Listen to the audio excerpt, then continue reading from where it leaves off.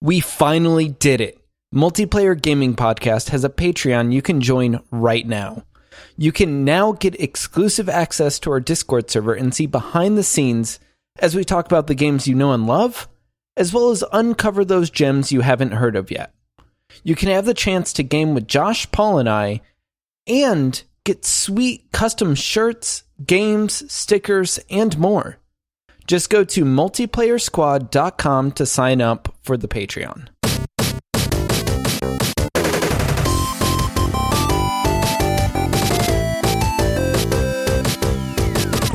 Welcome to the Multiplayer Podcast. I am your host for the evening. It is I, Josh. That's right. I'm hosting. Buckle up, everybody. Because it is Cyberpunk night. Cyberpunk! Yes. Thank you for listening. We are the Multiplayer Gaming Podcast. If you would like to follow us on socials, you can do that at Multiplayer Pod. You can check out our Patreon at multiplayersquad.com. That is a phenomenal way to support what we're doing. We are three dads. We love gaming in our spare time and bringing you just the best podcast we can. So you can support us over on Patreon at Multiplayer Squad. And I would not do this alone because that would be crazy.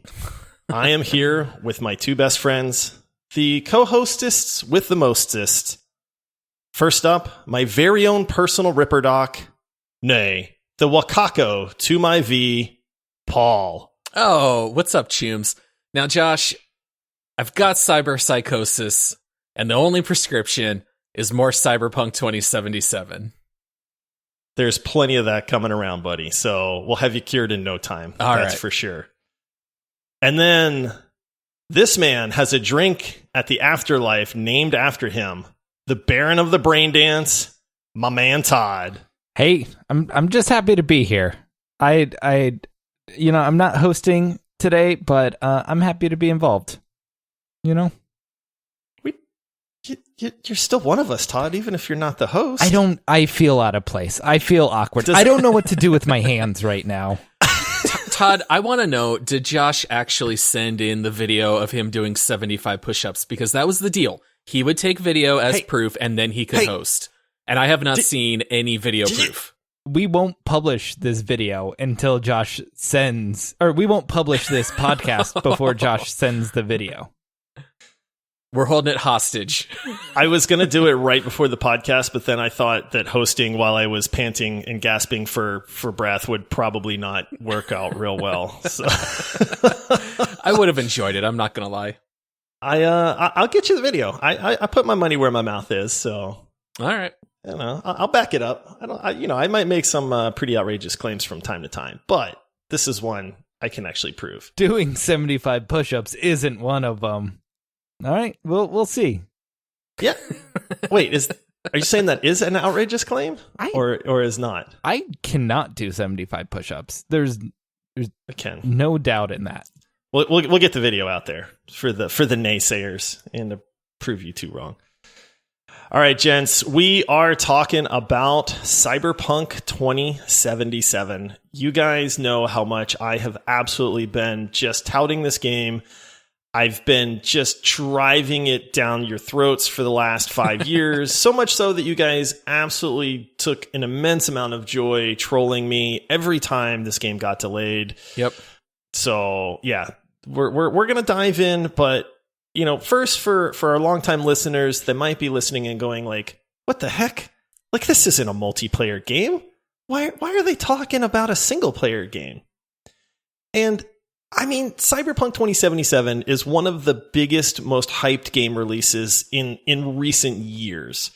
And we are a gaming podcast. While we primarily focus on multiplayer gaming, I mean, I feel like we'd be derelict in our duties if we didn't at least cover this game. Absolutely. And we wanted to play it. So instead of spending time playing another multiplayer game, we wanted to spend time in Night City playing Cyberpunk. So it was the only solution. We had to cover a single player game, at least for this one time. And that's where it comes down to. We make our own rules, and we made a new rule. Multiplayer games and Cyberpunk. That's the new name of the podcast. Yes. And it's single player games that we really want to play. So we pretend like we have to do a podcast about them. So first things first, we can't really get into the nitty gritty on Cyberpunk without discussing the hype that surrounded this game. And we'll get into some of the stuff that's happening since the game is released later on. But can you guys remember a game that got this level of hype in recent years? I mean, in the last 5, maybe even 10 years?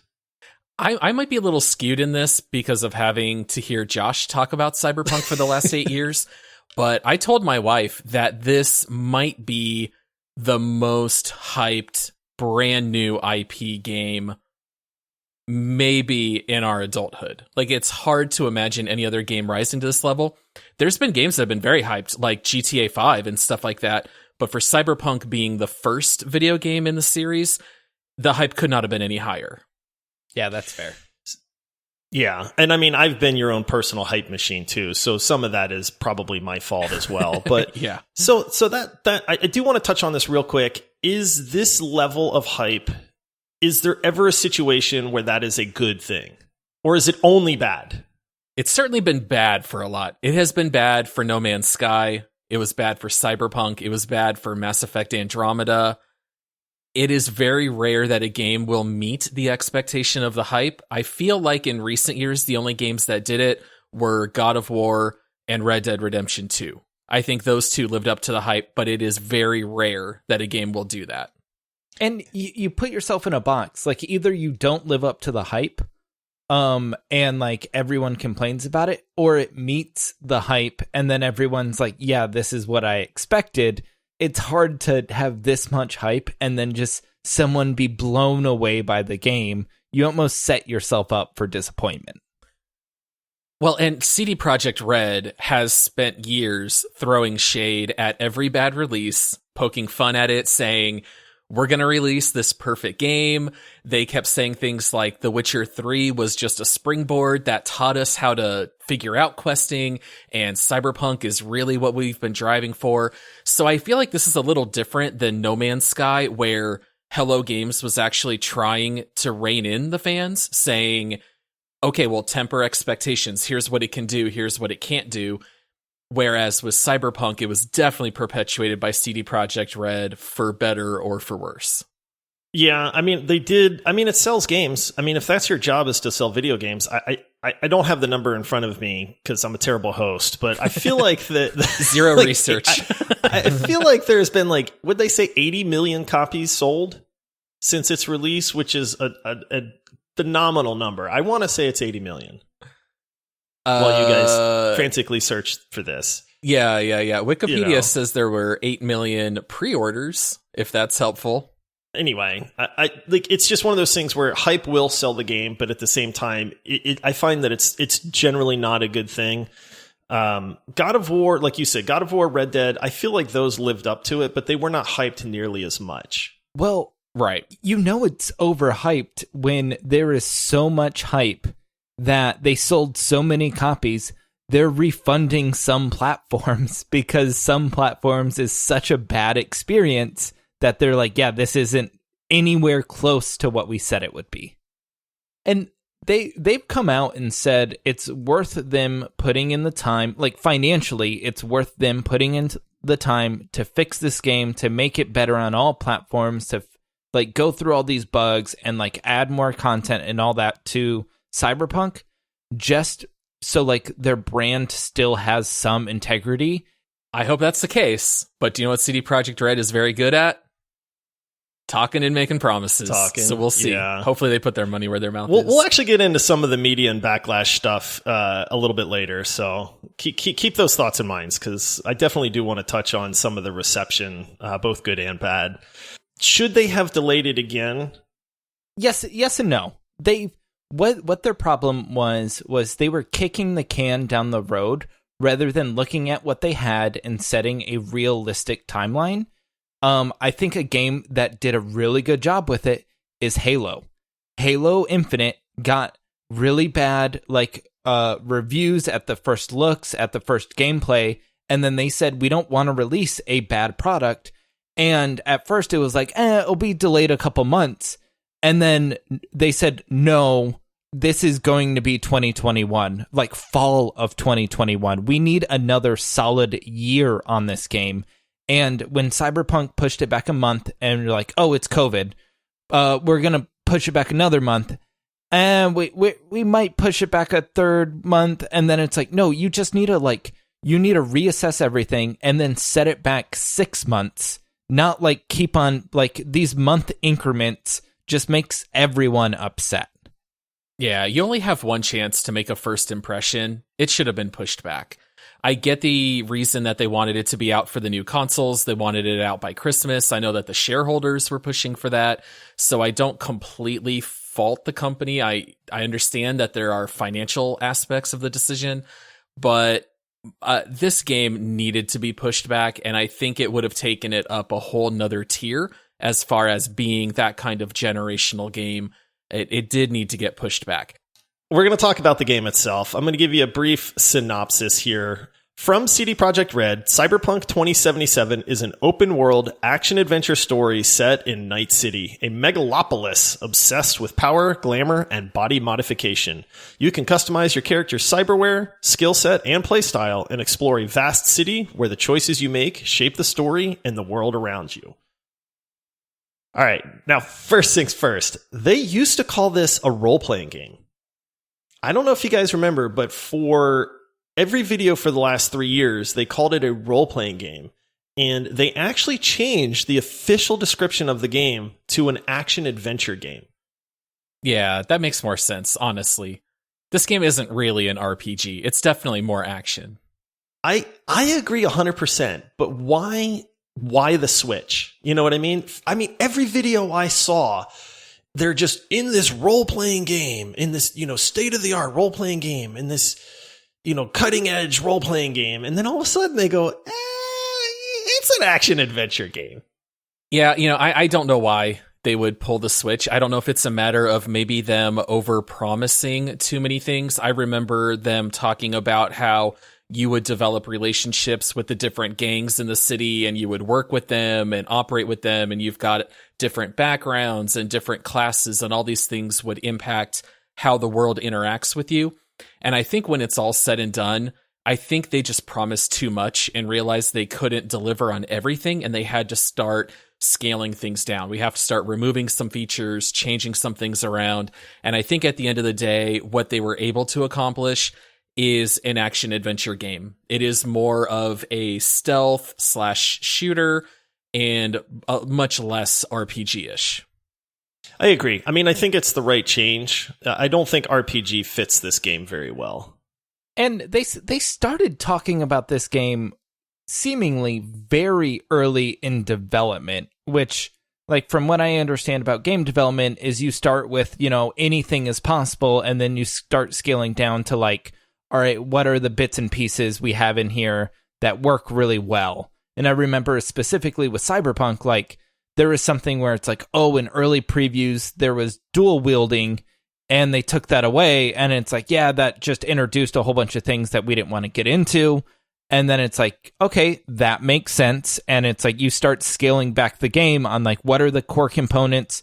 What makes this game fun? And it just seems like they stripped some of those RPG elements because they realized, like, what made the game fun was the action or like the action adventure part. Okay. Now, just to give the listeners an idea, we all have a wide range of playtimes on this. Paul, I know you have already beaten the game. Yep. And you did not race through the main story either, right? I mean, No. You did a good bit of side quests, at the same time. You know what, Josh? It's never a good thing when your son contracts COVID-19, but you know what? If it's going to happen and you have to go in quarantine, it may as well be right when Cyberpunk comes out. So I told Josh that I just made this my full-time job, and I literally played Cyberpunk like 7 hours a day for 6 days, and I took my time. I did every side mission except for a couple of the, go collect all fill in the blanks in the city. I didn't bother with those, but I did all the side missions, beat the game, and I'm currently on playthrough number 2. For the record, I hate you. I want someone to finish this. We're not going to get into any major spoilers in this episode, but I just want one of my friends to beat this game so we can talk about endings and decisions and what happened. And I need one of you guys to finish this. It was supposed to be me, Paul. I was the one that was supposed to beat the game already. I was the chosen one. Not Todd. It was me. Yeah. No one thought it would be me. Everyone would have guessed it would be Josh. I had the best laid plans, man. So for the record, I'm about halfway through the game. I took off of work for this. I mean, I've been playing this for years now. I had to keep moving my days off. And then it was simply a matter of I choose to be a good husband versus being able to play Cyberpunk nonstop. And my wife's Christmas present, we built her an art room, and I had to put together 8,000 pieces of IKEA furniture, which you guys know takes at least a decade each to do. So yep. If I wasn't the old man before, I am definitely the old man now for the amount of time that I spent putting IKEA furniture together. But I am about halfway through the game. And then Todd, you are probably about 5-6 hours in, if I had to take a guess. Does that sound about accurate? Yeah. I'm about 5-6 hours in. I didn't get as much playtime as I wanted in the game, but interesting enough, I'm the only one not playing on PC. I'm playing on my Xbox Series X, and it's not bad, guys. I even did, oh my goodness, this is a little embarrassing. So I am at my parents' house with my 2 kids and my wife, and there wasn't a TV for me to play, and I'm like, man, I need to get some game time in. So I streamed from my Xbox to my phone, and then just played on my phone with headphones, and it wasn't ideal with all the tiny text on the screen, but sure. Todd's now blind. Yeah, it was good for like the cinematic parts, but then when you got to the action parts, like it's hard to aim on a phone with an Xbox controller. I'll leave it at that. I can't imagine trying to play this game on that small of a display, but hey, you gotta do what you gotta do, because playing this on the living room TV in front of your parents and children is not an option. No. That is off the table. Hey, kudos to you, Todd. That's some dedication to the podcast and to the listeners there. Yeah. So it was cool. Like, I've never streamed to my phone from an Xbox before, so that was cool. Like, it was super easy to set up, and it was just like fun to go through that process and see it all working. And like, there wasn't a bad lag or anything like that. Okay. All right. So here's what I want to do in roughly 20 seconds. So let's keep it short, but Todd, describe this game in your own words in 20 seconds. Go. 1, Ball 2, out. No, don't 3, count. 4. I'm only going to talk about you counting for 20 seconds. So Cyberpunk it's a first person shooter. You're out there, you can make a whole bunch of decisions. There's a whole bunch of wacky things. Is it wacky, zany, incredible things that kind of happen? I don't know. It's very much Fallout 76 if the world didn't get nuked. You know, it's a great game. I don't know. Was that 20 seconds? Time's up. That's all you get. Yep. You actually went Nice. over by like 3 seconds there, but we'll allow it. Okay. I'm going to go next since I have the second most playtime. For me, this game reminds me of Grand Theft Auto meets Deus Ex. Which I love Deus Ex. I mean, the original one of those is one of my favorite games. Grand Theft Auto is amazing with running around the world, and I get that vibe, even though it's very different. I agree with the action adventure. It is open world. It's an incredible city. It's a beautiful game if you're playing on PC. But there's some confusing stuff in this game as well. Yeah. That's fair. I scratched my head a few times while playing it and trying to figure stuff out. So, all right, Paul. All right, so like a spoiler-free synopsis of the game, or just what does it feel like to play? If you were describing this game to somebody that has been living under a rock for 8 years and has never once even heard of Cyberpunk. Sure. Yeah, if I had to compare it to other games, instead of saying GTA meets Deus Ex, I would say Far Cry meets Deus Ex. I would say the gameplay is almost entirely like Far Cry. You have the choice to go all action, you have the choice to go stealth. It's set in the future. Everyone has cybernetic implants. There are some sci-fi story elements that are pretty interesting. And ultimately, the game does have some roleplay elements. You do make a few decisions, and that will inform a little bit about your ending. And it's a very big open world. Lots to do, lots to play around in, but definitely more of an open world action adventure than RPG. Paul wins. You can tell he's played more than us. Just a little bit. All right, let's get into some of the actual gameplay and mechanics on this game. First question, overall, is the gameplay itself enjoyable? Do you find that is there parts of it that's frustrating? Do you find that when you sit down to play this game, are you having a good time? I just want to say it right off the top here. You can jump, so I'm all in. You can not only can you jump, but you can jump and climb. I don't know if you guys have tested that out, but your guy is a fairly nimble dude. He can like mantle up on stuff. And at one point I jumped off of a rooftop on this really tall building, and I was like parkouring my way down like the little ledges and stuff. So I keep hoping that I'm going to find some awesome like secret that's hidden in the map somewhere, you know, because I went off the beaten path kind of thing. But so far, all I've done is fall into my death. So I do like in this game, like normally games have either jumping or cover mechanics. For some reason, there's not a lot of games that do both. And this game does both really well. Like you feel like your guy's light and you can move around, but the cover mechanics is pretty dang good. Like you can hit the cover button and walk to a door, and then he'll like peek the door, but you won't like be attached to that door frame, and you can run to the ledge in front of you, and you'll duck down beneath the ledge, but you don't feel stuck to any one thing that like is covering you, and you can move between the different items that like you might get cover behind. And I feel like in most games, when I play cover mechanics, I feel very trapped by like that one item I covered behind. Yeah, like you're stuck to the wall, or you're stuck to that barrier if you're taking cover behind that. Yeah. Yeah. And then Paul, do you enjoy playing it?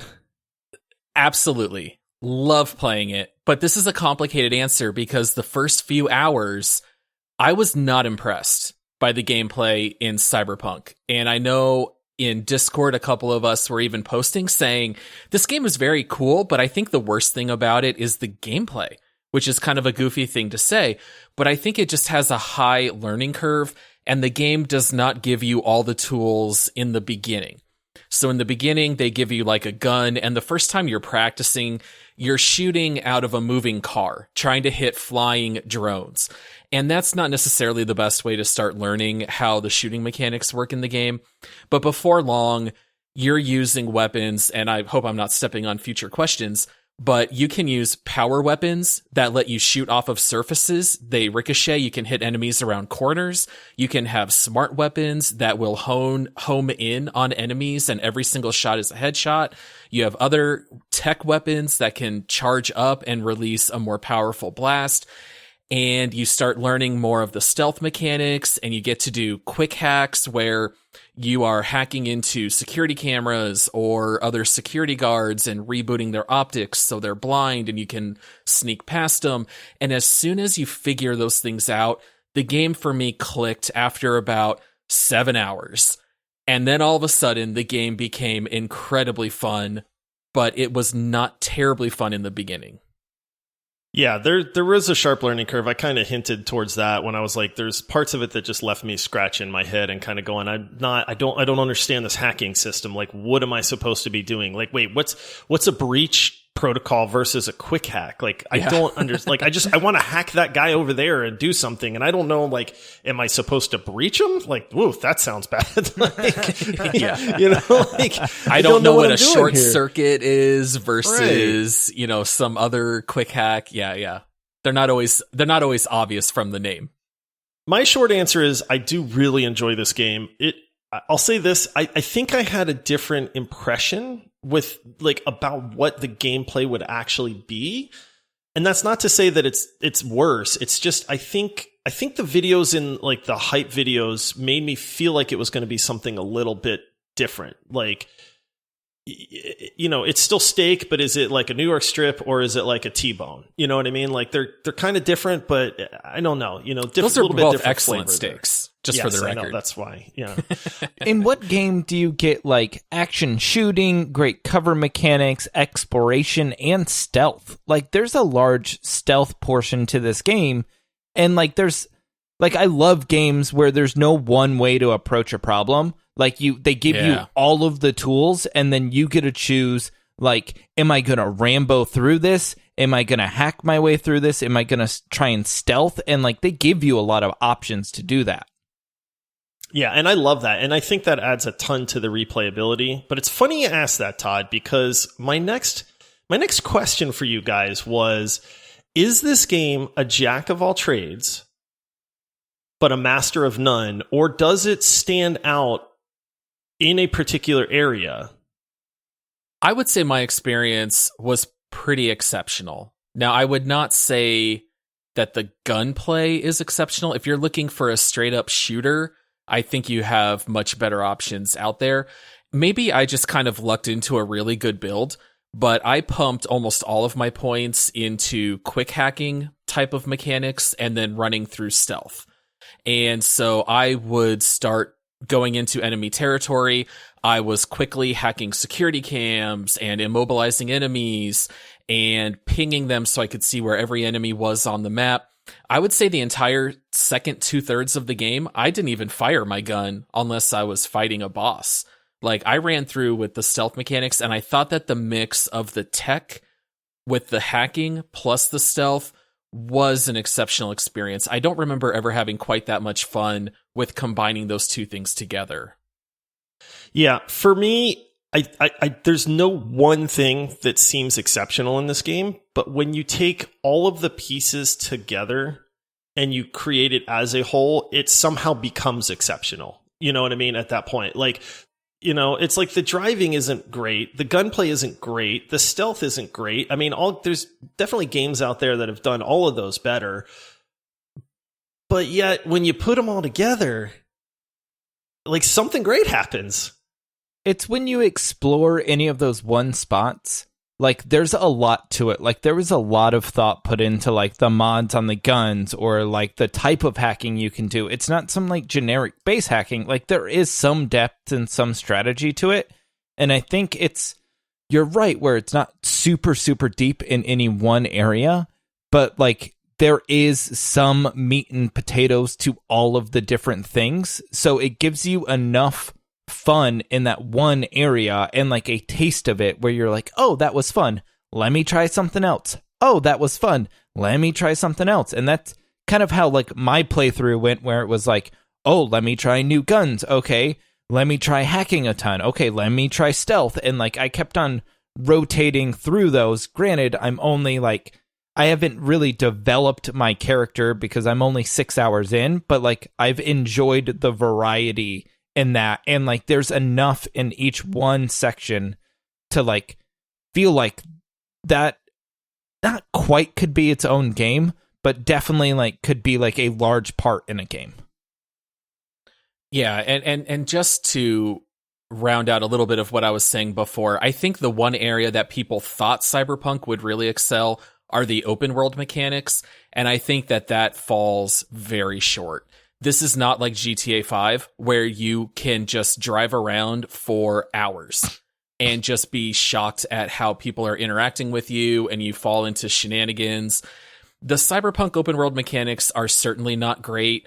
Some of the side missions aren't great, but I think where the game especially took off for me is the final third of the game, I feel like the game really kicked it up a notch. So if you're kind of in the beginning or the middle of this game and it feels a little bit like it's dragging or it's nothing all that special, stick with it, because I think the final third is truly amazing. And I feel like that's something that CD Projekt Red does very well. I mean, I've picked on you a ton, Paul, for not ever making it past like 6 hours in The Witcher. Yeah. And I know part of that is you don't like melee combat, but to me, like The Witcher becomes phenomenal when you're 20 hours in. You know, and that's the point where that game just absolutely becomes mind-blowing, you know, in my opinion anyway. And then from the 20-hour mark to the 40-hour mark, it's just absolutely bonkers how good that game is. And I'm not that far in Cyberpunk yet, so that like gets me very excited because I know how CD Projekt Red kind of does their games. So I'm looking forward to that. It's kind of exciting to know that, to hear that from you, you know what I mean? And go, hey, this game gets a lot better towards the latter half. Okay, so some of the controversy, and we'll get into it a little bit more here in just a minute, but some of the controversy on this game has to do with the graphics. Now, Todd, you mentioned that you're playing on your Series X, but this game has not been optimized yet for the next gen consoles. So, you know, how does it look? So I saw a list of like platforms to play this game on. PC's number one, and second was Xbox Series X, because it is a mid to high tier PC at the base of it. Like it's Microsoft. That's what Microsoft does. So I didn't have any issues with the graphics. Like everything looked phenomenal. There was once or twice when like a car was driving like from the distance up close where like I noticed when it got closer to me, the textures were popping in. That didn't happen a ton overall, but that is one instance where like I took note of textures kind of popping in. Other than that, the graphics were phenomenal. Yeah. And then Paul, like you're playing on PC and you have what, a 2080, right? Yeah. Which should be able to push this thing pretty wide open for the most part. Oh yeah, I ran everything maxed out and had pretty good frame rate. But man, if we're going to talk about graphics, is this where I get to talk about graphical glitches? Yes. Dude, that's why I was leading up to this. I don't know if I was bothering you and our friend Andy, but I just kept sending screenshots. I'm like, you guys aren't getting this? Like, I will just be driving and there's just a car door floating 6 feet above the ground in the middle of an intersection. Or I'm walking through. See that all the time. Yeah. Or I'm walking through Konpeki Plaza, the hotel in Cyberpunk, and there's just 3 data pads just levitating in the air for no reason. Some of my favorite glitches, I saw a homeless man sitting and playing a guitar, and all of a sudden his guitar shot out of his hands at 100 miles an hour like it had rockets on it, and then he just kept strumming with nothing there, and then the guitar popped back into his hands. And then shot off again. So I'm like, what is going on? You know, like this is supposed to be a game that is very immersive, and I am very forgiving over glitches like this. But I told you guys, honestly, every 2 minutes, I was seeing something that didn't belong or some kind of weird glitch. I remember the first time I started driving really fast, and I think I was going like 180 miles an hour. And there was a car stopped in the intersection, and I said, screw it, I'm going to T-bone this guy as hard as I can. I drove through the other car. There was no collision. It just kept going. So, like, this game is loaded with bugs and glitches, and I don't know if you want me to get into other glitches. I had other glitches, too, but just graphically speaking, there was tons of stuff like that continually for me on PC. What's weird is I did not get near the amount of glitches that you got. I'm playing on a 3080, and I don't think that would matter. I mean, it's just a stronger card, but it's still an NVIDIA with ray tracing and all that, so I don't really... Like, I don't, like, credit the card to being, like, the reason I didn't have as many glitches as you. I definitely ran into some, and, I mean, some of them are goofy. Some of them are just annoying. My guy will randomly like he can't run anymore, like he can't sprint, and then I have to like just do a quick reload and then it's fine. The smart weapons have like a wider, like rectangular targeting, like square, it's almost like a computer overlay on them because I guess they're smart weapons. And I had a couple times where that got stuck on the screen no matter what I was doing. And again, just a quick load and it disappears. And, I'm very forgiving as well, but it was funny for me to see the number of graphical glitches that you were running into, and also being many. Very glad that it wasn't happening to me at the same time. I had the brand new NVIDIA drivers, so that's like the first thing everyone's like, "Did you update your driver?" And I said, "Of course." I'm up to date on all of that, so I don't know why some systems seem to experience it more than others, but it hit my system hard. I want to talk about PS4. Come on. Terrible. I feel... Is there something wrong with the PS4 graphics? Oh my goodness, man. If you have a PS4 anything. And you bought this game, like, I'm just going to apologize right now, because I get that this game was not meant to be released on the older consoles, but... Why wasn't it? They didn't know about the new consoles. Because it's like a next-gen game, man. Yeah, but 8 years ago, they weren't planning on the PS5 and the Xbox. I know. Yeah. I will say this. I saw the best meme today. I think it was on Reddit, where it was, CD Projekt Red said, "Hey, this is a next-gen game. It's not meant to be played on 8-year-old consoles." And then somebody posted, did you see that? And then somebody posted the Ghost of Tsushima footage and God of War footage and Red Dead 2, where it just looks amazing. It looks 10 times better than Cyberpunk. No excuse. They just didn't put in the time. And it's basically they built this game and then they were like trying to optimize it, and then they heard about next gen consoles and went, "Oh, thank God." Like, we don't have to figure this out now. The technology is good enough where we can kind of slack a little bit. And then they forgot people are still going to play it on those old consoles. Okay, so then here's where I think this game starts to stand out a little bit, and that's in the story and the characters. And of course, I mean, the man, the myth, the legend, Keanu Reeves, aka Johnny Silverhand. My, if I had a man crush, that would be it. America's darling, Keanu Reeves.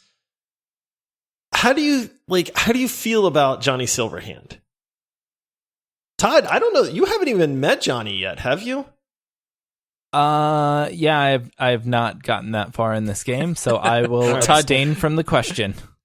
Todd didn't know Keanu Reeves is in it. Yeah, I couldn't bear to see Keanu Reeves in this game, so I just stopped before that part,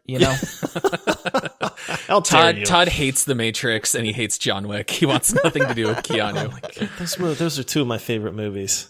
I don't hate him. He's just indifferent. No, I love when Keanu Reeves shows up.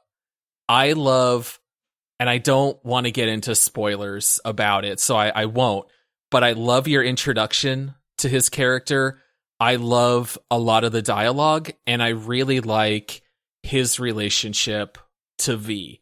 I thought it was very interesting. I thought story-wise, it is probably the one and only truly original idea in the storyline. Like, a lot of this game is you take a job, you go fight off a gang and you rescue someone, or you go retrieve an item. Like, that stuff's all very cut and dry missions that are already in a lot of games.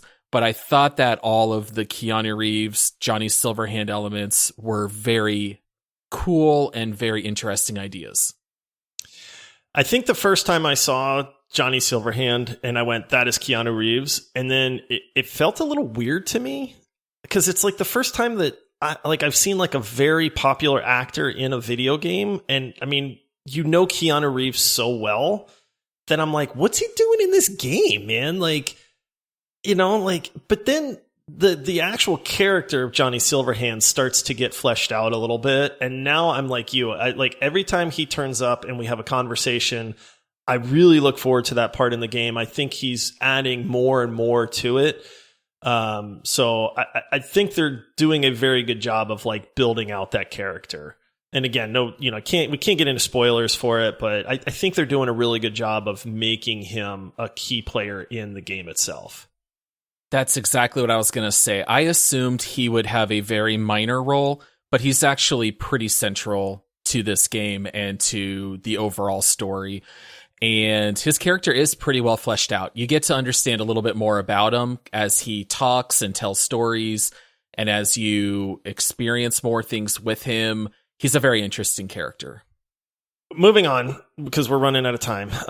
There's a ton of other systems in this game. The inventory system, the gear system, there's crafting. Have any of you guys done any crafting at all? Zero desire to craft. Todd, have you even... yeah. None. I saw there was a perk to instantly break down something, and then I was like, am I ever going to use this perk? Probably not. And then I just skipped it. Yeah. It's like, I don't know why. I wish they had spent their development time on something else, to be honest with you, because I have not once touched the crafting system. I have zero desire to look into crafting anything. Like, I feel like it's a completely pointless, like, part of this game. Well, there are weapons being dropped on the ground one every 15 seconds when you play this game, and a lot of the key characters will either give you iconic weapons, or you defeat a boss and they drop an iconic weapon. You're never hurting for guns, and especially if you're like me and you're playing stealth anyway, you don't even really need them. So I never cared at all about the crafting. Yeah. Okay. And then finally, the gear, you just touched on it, Paul. I mean, weapons galore. I, honestly, my opinion here is I almost feel like it's detrimental. Like, maybe it's because I still want a little bit of that role-playing game feel to it, but like, I want a weapon that I have to like to love and caress and like carry this weapon through this game and like give it attention and make it stronger, make it better, like find stuff that I can like equip on it. You know what I mean? And make it my own and just love it and nurture it. And then it's like, that's just not going to happen in this game, man. You guys are both looking at me. Like, what was that tangent there? I will say later in the game, when you're not swapping out weapons as often, there were two guns in particular that really grew on me. So one was a sniper rifle that was given to me by another character, and I held on to that until the very end of the game. And there was a legendary pistol that I ended up with that I really loved. Has a very fancy reload mechanic and a very fancy melee attack. And those two weapons I held on to, even as I got ones that had higher DPS, simply because I loved the way those guns worked.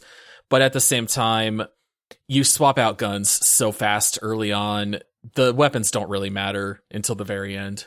Yeah, I don't know. To me, it makes me a little sad because I like finding those really incredible weapons and then putting work into those weapons. Can I tell you one thing? I still to this day do not know if it was a bug or if it was my fault, but I ran a mission that was a side mission and I unlocked an amazingly good, smart assault rifle that was 100 DPS more than my next highest weapon. Whoa. And it completely disappeared later in the game. I don't know if I accidentally sold it. I can't imagine that I did. I think it either disappeared or I accidentally broke it down or accidentally sold it. I was very sad, but at the same time, at least I had a stealth build, so it was not terribly detrimental, but it was a real bummer to lose by far my best gun. It was like that guy's guitar. It just flew off. Yeah, it shot out into the stratosphere, never to be seen again. Never to reappear. That's unfortunate. Oh, yeah, I was so sad. I couldn't believe it. I kept looking at my inventory. I was like, what happened to it? Where did it go? It was almost 400 DPS, and it was just gone. Couldn't find it. All right, we've touched on the bugs. We need to talk about the reception to this game. There has been a lot of positive reception. We'll give our thoughts on what we think about the game here in just a minute, but there has also been a ton of backlash to this game. Do you guys feel like the backlash is warranted? Is it people just, finding stuff to be mad about, and so people are jumping on that, or do you feel like there's actually legitimately, a reason for that? I think the backlash is warranted. Like the reception on the PS4, come on. That game looks like hot garbage on the PS4. At least from the gameplay footage I saw. There are some like unforgiving bugs and glitches and everything. And then there's like the crafting system we called out. Why is it there? I feel like there's so many different things that I've seen where it's like, this could either be awesome or like, why is it here? Like for me, I'm a little early in the game, but like, it seems like there's a ton of stuff where I'm just like, why is this here? It should not be like the Cheesecake Factory, right? Like, I don't want to order teriyaki chicken or spaghetti or paella, or I don't even know what they sell at Cheesecake Factory, but I don't want to have 7 different world cuisines. Like, give me one and make it really good. And I do feel like they bit off a bit too much. I think it's absolutely fair, the backlash. However, it did not get in the way of my enjoyment of the game. Yeah. But this game had so many bugs where I had to reload old saves because stuff got screwed up. Like, one of the goofiest bugs that I've experienced is if I went to open a door or to use a vending machine, and if I clicked on that and then immediately pulled out my gun, he would keep shooting for forever. The gun would run out, he would reload it and keep firing, and it wouldn't stop. So I ran one mission where I had to go visit a woman. Cyberpsychosis. My guy had it. I had to go back to a woman at her house, and I go to knock on her door. Okay. I knock on the door, start shooting her door. I shoot the door through. She starts firing at me, and it changed my quest to say, defeat that woman. And I was like, I didn't even talk to her. I don't know why I'm fighting her. What was the quest? I don't know what happened. So I had to reload an old save and put my gun away, open the door, walk in without having a weapon. But that happened to me several times. Or another really dumb thing is that the same button to crouch is the same button that skips dialogue and cutscenes. And there were so many times that I went to try to make my character stand and I would skip dialogue. And that's not so much a bug. That's just the way it was designed, which is kind of lame. I don't want to monologue too long here, but the last thing I'll mention is that I had 2 bosses seriously bug out. I had one boss that is a very vertical fight. There's a lot of areas where you can climb up and you have to fight, and the boss would go up in the air and then come back down. He got stuck in the middle of the air, and I just sat behind cover and unloaded on him for about 45 seconds until he died, and then his body stayed in the air, and I couldn't loot him. Oh, no. And so I was like, well, I want to refight this boss fight anyway, so let me just load my last save. Well, it auto-saved after the boss fight, but as soon as I logged in, his body, kaplunk, it just fell from 20 feet in the air down to the ground, and then I could loot him. And I was like, well, that kind of sucks. Like, do I want to reload a save from an hour ago to experience that fight? I didn't. I just kept going. So that boss fight was very much cheesed, even though I didn't try to. So there are goofy bugs like that in this game. I find it very interesting that I cannot think of another game that has released in recent years where it seems like a large percentage of people absolutely love the game and are, extolling its virtues. And then there's another group of people, a large group of people that are like, this is absolutely unacceptable, and like this huge backlash. This game got a 4 out of 10. They reviewed it on PS4 and they ranked it like a 4 out of 10 on like IGN, which is atrocious, man. You know where the game is rating really well? Google Stadia. Who would have thought? The game apparently performs great on it, so you have to give some props to Google. Yeah. Apparently they're doing something right over there. All right. So enough about us talking about this game. Like I just touched on, I imagine there's going to be a wide range of reviews and people's thoughts on this, Paul. So did you have a chance to pull a few? I did. Now, I will say almost every single comment on Steam are about players' genitals. So I went ahead and bypassed all those. But if you would like to read the community's thoughts on that, there is plenty to read. but I did grab a few here. They're all actually quite short. Every review on this game is either one sentence or 7,000 words. It was kind of hard to pick some out. The first one here is a positive review. They made an 18 plus rated game. They waited for everyone to turn 18. How convenient. Yeah, I've seen that one. And that's been a running joke that I've enjoyed. Yeah. They wanted to wait and let everyone be old enough who heard about the announcement. The next one here is a negative review. My dead dog runs better than this game. Oh, oh that's man, pretty good. Hard to argue with that. They're probably right. A positive review. This game is a solid 10 frames per second. Oh, these are great. Yeah, I really enjoyed that. Here's a negative review. This game was so rushed. It's 8 years in the making. It's yeah. Oh but man, it feels, if you didn't know that, if you like didn't have any of that historical background and you sat down and you played the game, it would feel rushed. It would feel like it came out too soon. We have our fair share of playing games in beta. This game to me felt less finished than all of those other games. This game to me felt pre-beta based on the bugs that I saw. And I totally understand why some people feel that way. You know, Josh, you're one of the lucky ones. You know, I don't know what to say. I sympathize, man, and I get it. You know, I'm not disagreeing with people at all. Yeah. So. And then the last review here, this was my favorite. It's a positive review. Was it overhyped? Yes. Is it pretty buggy? Yep. Is it still a really good freaking game? You betcha. Yeah. And that's could be written by me. That's how I feel. I was going to say, that's the most accurate review right there. Yeah. All right. And then we like to guess the rating. I feel like this one's kind of wild for where you think it might be. I'm going for the win on this. I think you won last time, Paul. I think you're right. So the guess that I wrote down was 80%. I had no idea where this is going, but I figure there's going to be a fair amount of hate, a lot of love. I just sort of landed on 80. I'm gonna let Todd go next. No. Todd's You go next. He's like, no, I don't think so. Go next. I'm gonna say 81. I'm just gonna one up you, man. I think that's gonna get slammed in reviews. I don't think it deserves an 81, but I'm trying to win this. So all right, 81 for Josh. I think it's gonna just get demolished. I'm going 65.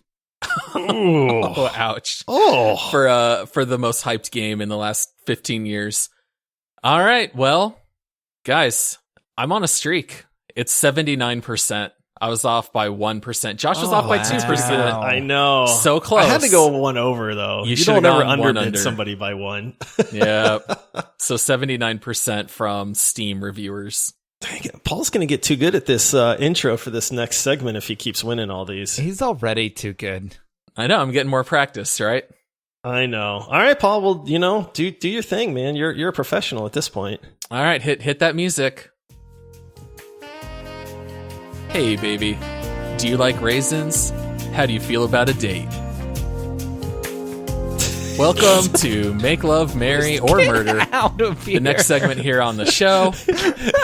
Guys, that's the pickup line that worked on my wife. All right. Stop it. I gotta use it goodness. here.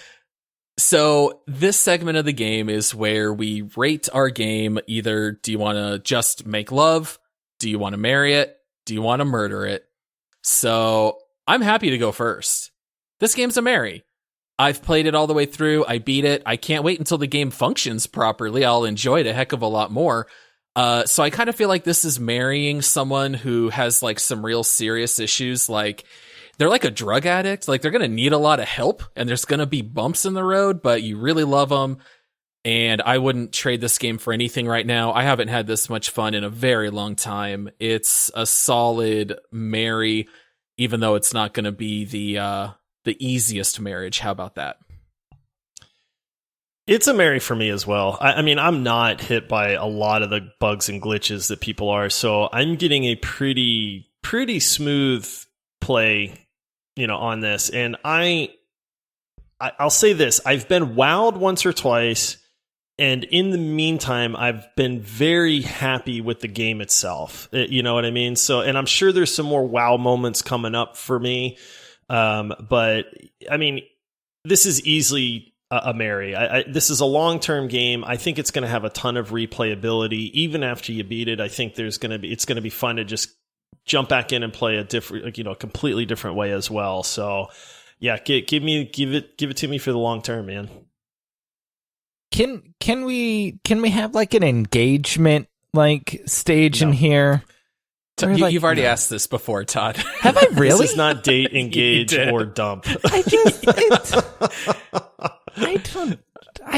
it might have been Warzone. I think it might have been Warzone where you asked, am I allowed to just engage it? And we ruled at the time, no. Oh. That's not the game. We're trying to bend the rules, Todd. I know it. I don't know if I'm quite ready to marry it, is what it is. Like, I want to see how the relationship does where it's a little bit more serious.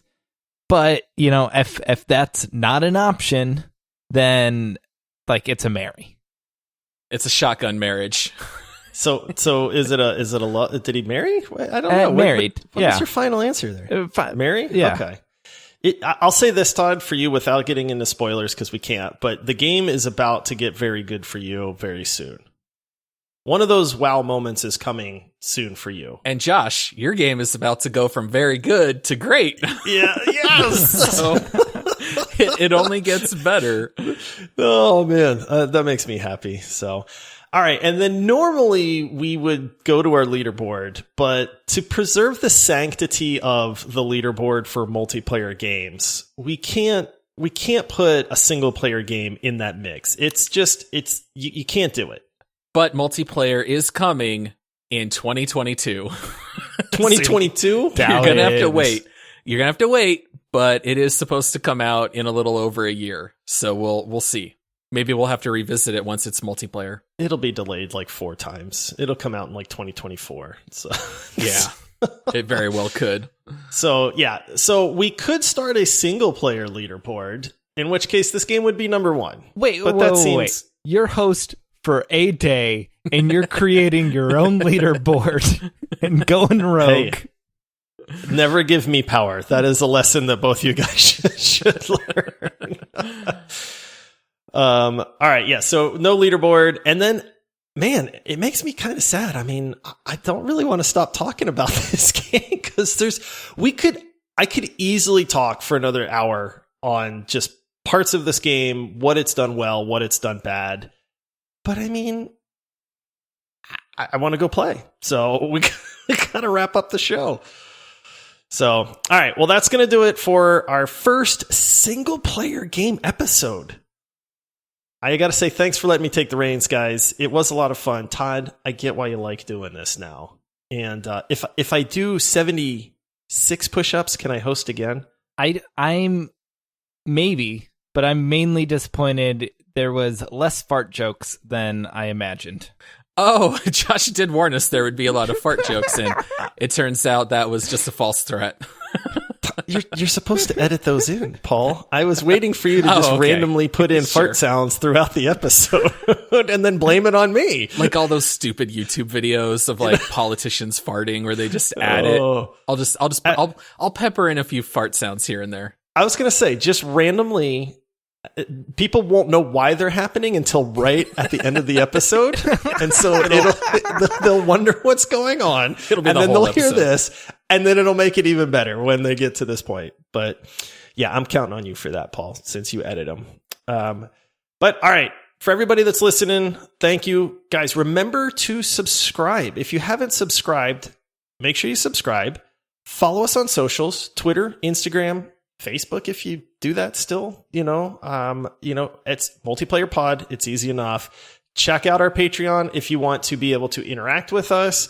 If you want to support us, we appreciate it. It's what lets us keep doing this for you guys. It's really is just the best way for you guys to say thanks, is to support us over there at multiplayersquad.com. And then that is it. And Todd, you want to close us out with some, if you want to beatbox like the Cyberpunk theme song or anything, or? I don't know how the theme song goes. Do you guys have the theme song memorized? You don't have it memorized? No. No, I'm just kidding. How about just a simple let's delta? Yeah. It's preem. It's preem. It's a preem episode. All right, that's it.